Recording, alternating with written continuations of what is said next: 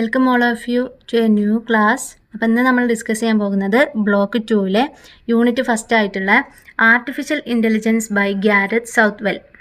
അപ്പം ഈ റൈറ്റിംഗ് എഴുതിയിട്ടുള്ളത് ഗ്യാരറ്റ് സൗത്ത്വെൽ കേട്ടോ. അപ്പോൾ നമുക്ക് നോക്കാം.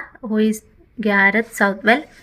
He is a British philosopher, writer and illustrator. അദ്ദേഹത്തിൻ്റെ മെയിൻ ബുക്സ് ആണ് instant philosophy, 50 philosophy of science, ideas you really need to know. ഈ രണ്ട് എഴുതിയ മെയിൻ ആയിട്ടുള്ള റിനൗണ്ട് ആയിട്ടുള്ള ബുക്സ് ആണ്.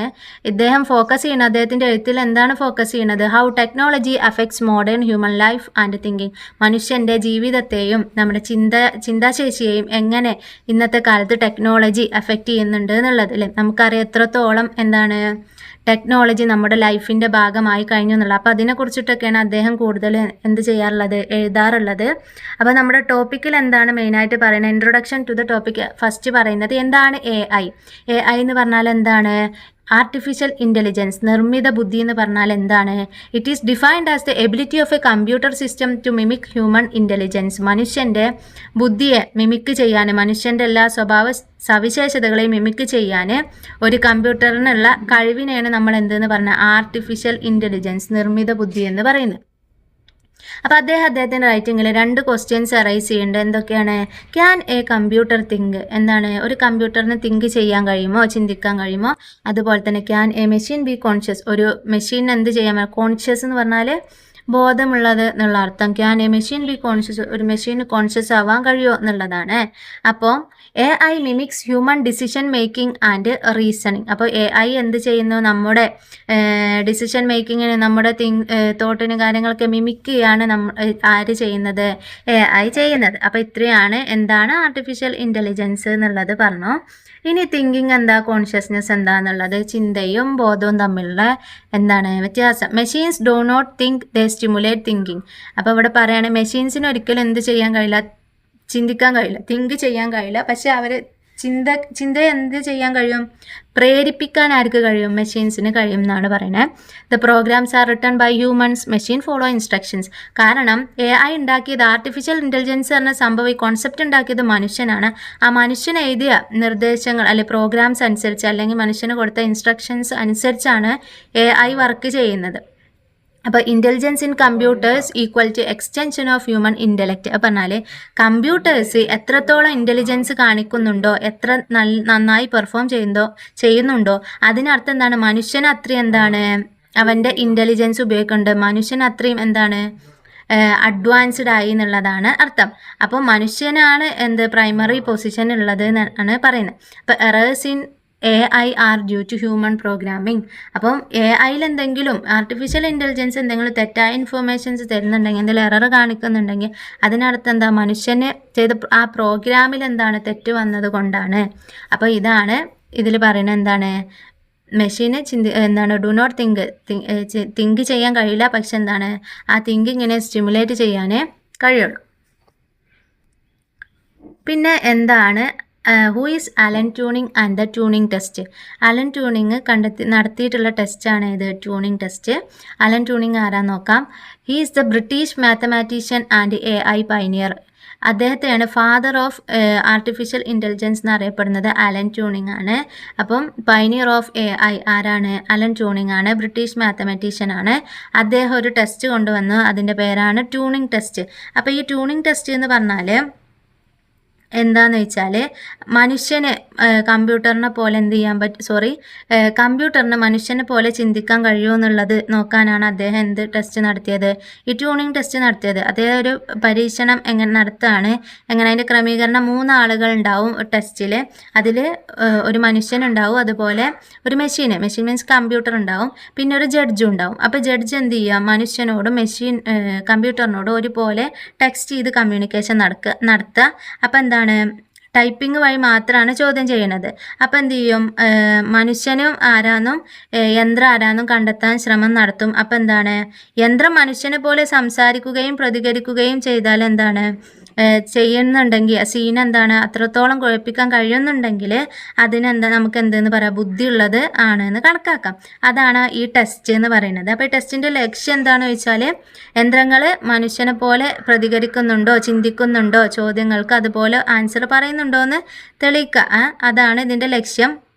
പിന്നെ ആർട്ടിഫിഷ്യൽ ഇൻ്റലിജൻസിൻ്റെ സാധ്യതകളൊക്കെ എന്ത് ചെയ്യുക, പരിശോധിക്കുക. അതൊക്കെയാണ് ഈ ടെസ്റ്റിൻ്റെ ലക്ഷ്യം.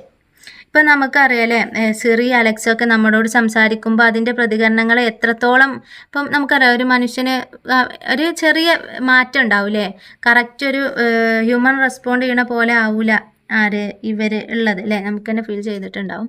അപ്പോൾ അത് പറയാണ് finally still does not prove consciousness. എന്താണ്, മനുഷ്യന് ബോധം ഉണ്ടെന്ന് ഇപ്പോഴും എന്ത് ചെയ്തിട്ടില്ല, തെളിയിച്ചിട്ടില്ല. കാരണം ഇതിൻ്റെ ഒരു പോരായ്മ, ഈ ടെസ്റ്റിൻ്റെ ഒരു പോരായ്മയാണ് എന്ത്, മെഷീൻ ഒരിക്കലും എന്താണ് മനുഷ്യൻ്റെ പോലെ ഇമോഷൻസോ തിങ്കിങ് കപ്പാസിറ്റിയോ കോൺഷ്യസ്നെസ്സോ ഇല്ല എന്നുള്ളത്.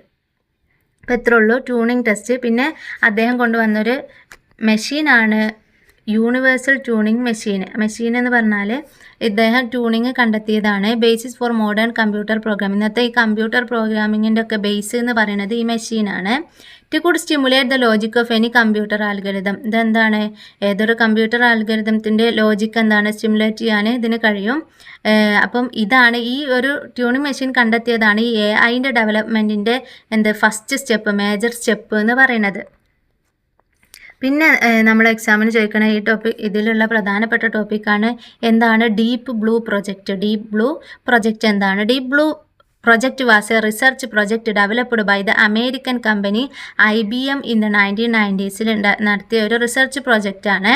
It focused on creating a computer system capable of playing chess at world champion level വരെ ചെസ്സ് കളിക്കാൻ കഴിയുന്ന ഒരു കമ്പ്യൂട്ടർ സിസ്റ്റം ഉണ്ടാക്കുക, അതായിരുന്നു ഇതിൻ്റെ ലക്ഷ്യം.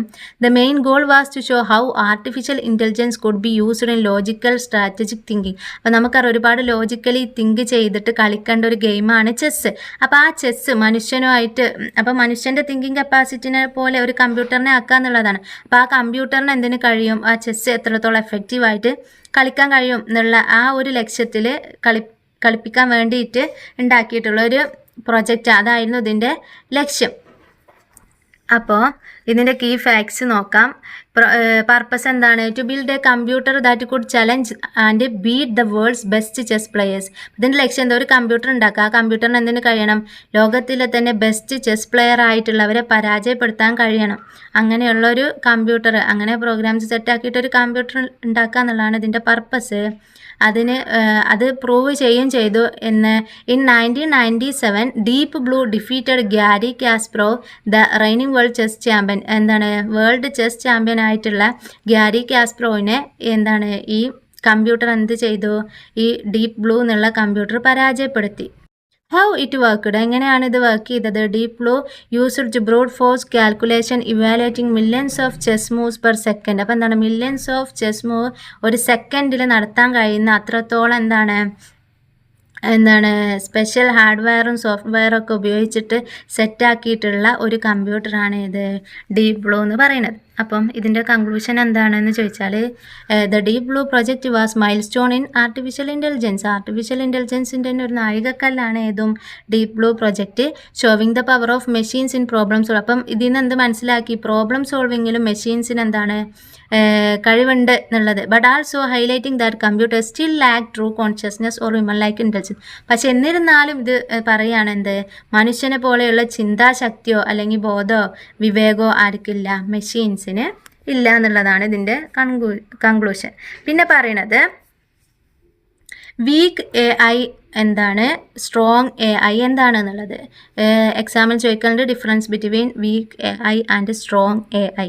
വീക്ക് AI അല്ലെങ്കിൽ നമുക്ക് എന്തും വിളിക്കാം നാരോ AI എന്ന് പറഞ്ഞാൽ AI designed to perform specific task only. ഒരു ചില പ്രത്യേക കാര്യങ്ങൾ ചെയ്യാൻ വേണ്ടി മാത്രം കഴിയുന്ന AIനെയാണ് നമ്മൾ വീക്ക് AI എന്ന് പറയാം. Example voice assistance like Siri, Alexa, അതുപോലെ Google translate, chess programs like Deep Blue. അപ്പോൾ ഇവർക്കൊക്കെ അവരുടേതായിട്ടുള്ള ആ ഒരു ഫംഗ്ഷന് മാത്രമേ ചെയ്യാൻ കഴിയുള്ളൂ. അതിനെയാണ് നമ്മൾ അപ്പോൾ ഗൂഗിൾ ട്രാൻസ്ലേറ്റ് ചെയ്യാനേ കഴിയുള്ളൂ, വേറെ ഒന്നിനും കഴിയില്ല. ചെസ് പ്രോഗ്രാംസിൻ്റെ ഡീപ്പ് ബ്ലൂവിന് ചെസ് കളിക്കാനേ അറിയുള്ളൂ, വേറെ ഒന്നും അറിയില്ല. അങ്ങനെ മിനിമലിസ്റ്റ് ഫങ്ഷൻസ് മാത്രം ചെയ്യുന്ന AIനെയാണ് നമ്മൾ വീക്ക് AI എന്ന് പറയുന്നത്. അപ്പോൾ ഇതിൻ്റെ features no real understanding or consciousness. Real ആയിട്ടുള്ള അണ്ടർസ്റ്റാൻഡിങ് ഇല്ല. അതേപോലെ mimics human thinking but does not think. ചിന്തിക്കാൻ കഴിയില്ല, പക്ഷേ മനുഷ്യൻ്റെ ചിന്ത മിമിക് ചെയ്യാൻ കഴിയും. ഇനി അടുത്തതാണ് സ്ട്രോങ് AI അല്ലെങ്കിൽ ജനറൽ AI എന്ന് പറയും. ഡെഫിനിഷൻ എന്താണ്? AI that can perform any intellectual task A human can. ഒരു മനുഷ്യന് കഴിയുന്ന എല്ലാ ടാസ്കും ഇൻ്റലക്ച്വൽ ടാസ്കും പെർഫോം ചെയ്യാൻ കഴിയുന്ന AIനെയാണ് നമ്മൾ ജനറൽ AI എന്ന് പറയുന്നത്. അതിൻ്റെ ലക്ഷ്യം to create machines that are truly conscious and self aware. സ്വന്തമായിട്ട് ബുദ്ധിയും വിവേകവും വിചാരവും ഉള്ള, അതുപോലെ എന്താണ് കോൺഷ്യസ് ആയിട്ടുള്ള ഒരു മെഷീൻ ഉണ്ടാക്കുക എന്നുള്ളതാണ് ഈ സ്ട്രോങ് AI എന്നുള്ളതുകൊണ്ട് ഉദ്ദേശിക്കണം. അപ്പോൾ അതിൻ്റെ പ്രത്യേകത എന്താണ്? ക്യാൻ തിങ്ക്, ചിന്തിക്കാൻ അറിയും, മനസ്സിലാക്കാൻ കഴിയും, അതേപോലെ ഡിസിഷൻസ് ഉണ്ടാക്കാൻ ഇൻഡിപെൻഡൻ്റ്ലി, മനുഷ്യനെ അങ്ങോട്ട് ഹെൽപ്പ് ചെയ്യാതെ ഉണ്ടാക്കാൻ കഴിയും. അങ്ങനത്തെ AIനെയാണ് നമ്മൾ എന്തെന്ന് പറയുന്നത്? അങ്ങനെയുള്ള AIനെയാണ് നമ്മൾ സ്ട്രോങ് AI എന്ന് പറയുന്നത്. അപ്പം still theoretical does not yet exist. അങ്ങനെ ഒരു AI ഇപ്പോഴും എന്താണ് നിലനിൽക്കുന്നില്ല എന്നാണ് പറയുന്നത്. ഇനി അപ്പോൾ ഇതിൻ്റെ ഒരു ഷോർട്ടായിട്ട് എന്താണ് ആർ കമ്പ്യൂട്ടേഴ്സ് ഇൻ്റലിജൻറ്റ്? കമ്പ്യൂട്ടേഴ്സിന് അപ്പോൾ ബുദ്ധിയുണ്ടോ എന്താണ് എന്നുള്ളതാണ് പറയുന്നത്. Computers are intelligent in a limited way. Intelligent ആണ്, പക്ഷെ എന്താണ് ലിമിറ്റഡ് ആണ്. But they are not truly intelligent like human. മനുഷ്യൻ്റെ അത്ര എന്തല്ല, ഇൻ്റലിജൻറ്റ് അല്ല. According to Garrett Southwell, computers and AI system can perform task that appear intelligence such as playing chess, solving problems or mimicking human conversation. അപ്പം നമ്മുടെ writer പറയാണ് കമ്പ്യൂട്ടേഴ്സിന് AI സിസ്റ്റത്തിന് എന്ത് ചെയ്യാൻ പറ്റും? ഓരോ ഇൻ്റലിജൻറ്റ് ടാസ്ക് ചെയ്യാൻ പറ്റും. ചെസ്സ് കളിക്കുക, പ്രോബ്ലം സോൾവിങ്, മനുഷ്യൻ്റെ കോൺവെർസേഷൻസ് മിമിക് ചെയ്യാനൊക്കെ കഴിയും. ഹൗഎവർ, എന്നിരുന്നാലും this intelligence is not real thinking. പക്ഷെ അതെന്തല്ല, റിയൽ അല്ല, റിയൽ തിങ്കിങ് അല്ല. It is just the result of programming and human input. മനുഷ്യന് കൊടുത്ത ഇൻപുട്ടിനനുസരിച്ചാണ് ഇതെന്ത് ചെയ്യണത്, പ്രവർത്തിക്കുന്നത്. Computers do not have consciousness, feelings or understanding. അവർക്ക് എന്തില്ല ഇൻഡിവിജ്വൽ ഫീലിങ്സും കോൺഷ്യസ്നെസ്സും അണ്ടർസ്റ്റാൻഡിങ് ഒന്നും ഇല്ല. പക്ഷെ എന്താണ്, they follow instructions given by human. മനുഷ്യന് നൽകിയ ഇൻസ്ട്രക്ഷൻസ് അനുസരിച്ചാണ് അവ ഫോളോ ചെയ്യുന്നത്.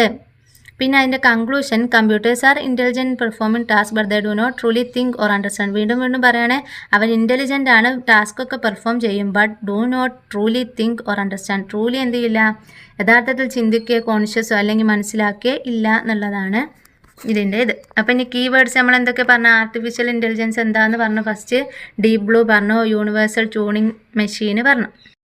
അപ്പം ഒന്നും കൂടി റിക്യാപ്പ് ചെയ്യാണ്. AI എന്താണ്, ഓട്ടോമേഷൻ എന്താ, super computers and human like thinking, chess മെഷീന്, അതേപോലെ ഹ്യൂമൻ വേഴ്സസ് മെഷീൻ, ഇമോഷൻസ്, പിന്നെ ക്രിയേറ്റർ വേഴ്സസ് ക്രിയേഷൻ. അത് നമ്മൾ അടുത്ത യൂണിറ്റിൽ വരുന്നതാണ് കേട്ടോ. അപ്പം ഇത്രയാണ് ഇന്ന് നമ്മൾ ഡിസ്കസ് ചെയ്തത്. സിമ്പിളായിട്ടുള്ള യൂണിറ്റ് ആണ്, കാരണം നമുക്ക് തിങ്ക് ചെയ്തിട്ട് എഴുതാൻ പറ്റുന്നതും പെട്ടെന്ന് ഗ്രാസ്പ് ചെയ്യാൻ പറ്റുന്നതുമാണ്. അപ്പം നമുക്ക് ഇനി അടുത്ത ക്ലാസ്സിൽ കാണാം. Thank you all of U.